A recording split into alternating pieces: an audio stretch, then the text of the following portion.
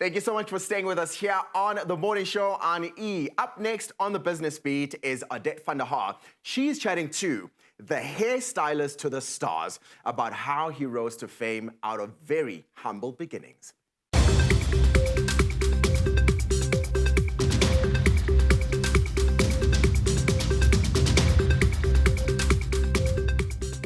Good morning, viewers. Today we are sitting with one of South Africa's most renowned hairstylists, Saadique Ryklief, a good friend and an entrepreneur who inspires me greatly. Saadique, welcome. Thank you for having me. I am in awe of your story. You are one of the most successful hairstylists in South Africa. Your journey started Thank you. as a humble person, with an interest in hair. From a salon to doing A-list celebrities. Talk to us. Tell us what happened. How did it begin? Like I said, it didn't really all start in salon. It actually all started at home. Me going to people's homes every afternoon, every day, whenever I had a chance, doing hair, because I was obsessed with doing hair. However, I always had a first passion for animals. And I suppose that will always be my life. But yes, the hair story began, I think I was around 14 years old. I was in school at the time. Every day after school, I used to walk past this little salon in the area I grew up in, which is like in Nuclear, Johannesburg. It's a little colored area. Yeah. And then eventually, one day, I got that break. They took me on, and I swear, the first person's hair I cut was such a hit. Wow. And thereafter, before I knew it, like at the age of 17, I already had a clientele I couldn't cope with. In fact, your family was part of that whole making of me, What advice would you give to a young and aspiring hairdresser or someone who has a talent and a passion for hair like you? What should they do to break into the industry? You know what? I would definitely say you need to start in a salon. I've been working with a lot of guys, but because there is no training for hairdressers in South Africa, really, which we will speak about later, I would suggest if that is your thing and you have a flair for it, definitely go and find a job in a salon. Start as a sweeper, a shampooist, or whatever, because you will get there eventually, But don't jump the gun, because that is what's going on right now. And oh, yes. And here's the thing. here's the thing, it's a big thing. We are so pedantic. When you find a hairdresser that understands your hair, that understands your face, you tend to stick with that person. For sure. So you speak about the fact that there's a lack of training.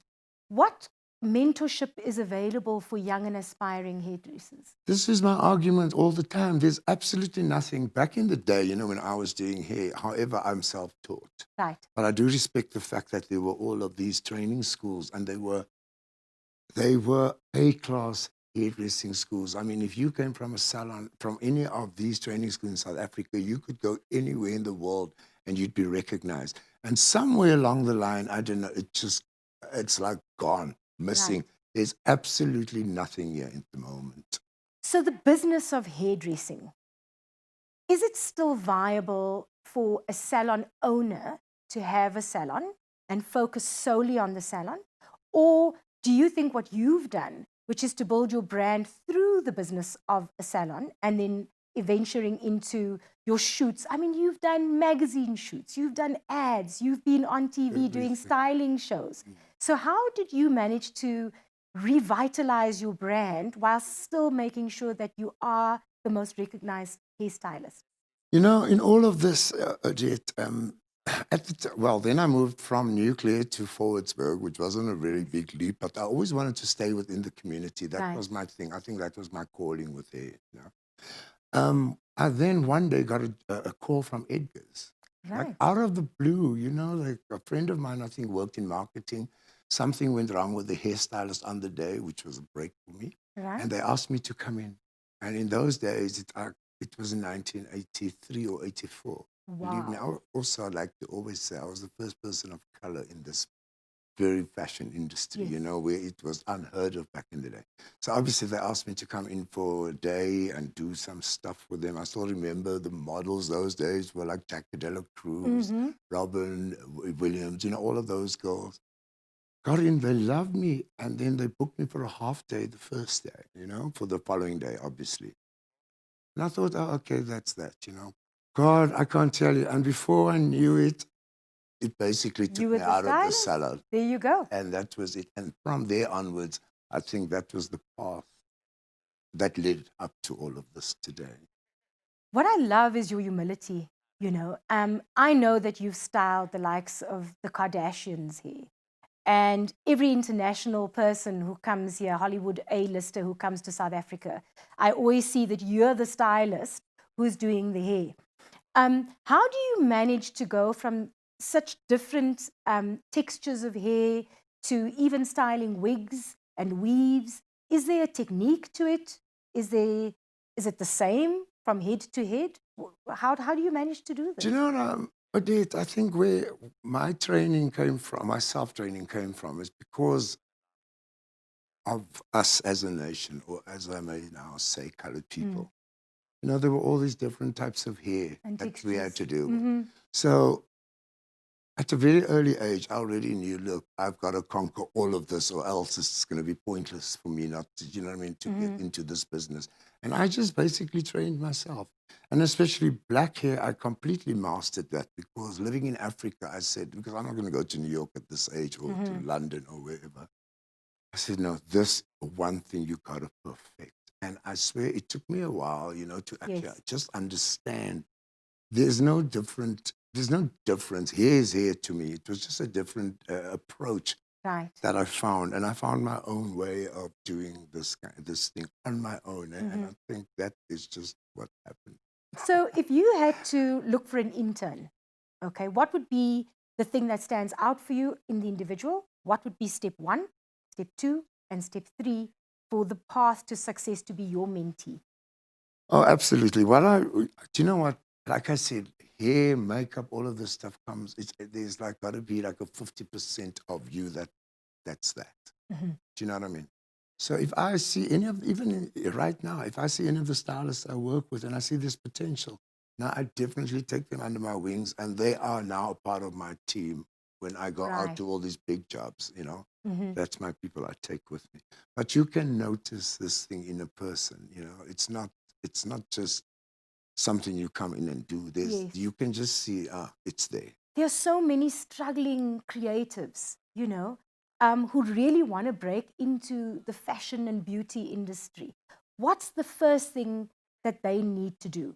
Is find a mentor or just find the salon? No, I think find a mentor, work with that person, learn and take whatever you can from that person. And then from there onwards, you can develop your own style and then move on. But I don't think it's right for you to just come into the industry, which we're having these days, just someone you dress as some particular person, and then tomorrow you're a stylist. Right. Or you're whatever the case may be. No. I completely believe you got to earn your stripes. So the earning of your stripes is so important. Absolutely. In order to last. Absolutely. Yes, and you've been in this business for a long time. We're not going to divulge your age or mine, but I hear you. And to the young people, you're hearing it from the master himself. Earn your stripes. Start out small. Make your brain a sponge. I can't say that enough to young people. Learn everything you possibly can about the craft and every element of the craft, as you said, from the coloring to the cutting, to the washing the hair. All of that. But in saying that, Odette, I am in the process now of opening a salon. Oh, yeah? Together with the training school. I'm really excited. This is my venture. This is my true calling, I believe. Because I'm tired of all of these shoots, man. Those early call times, late nights. I've had it.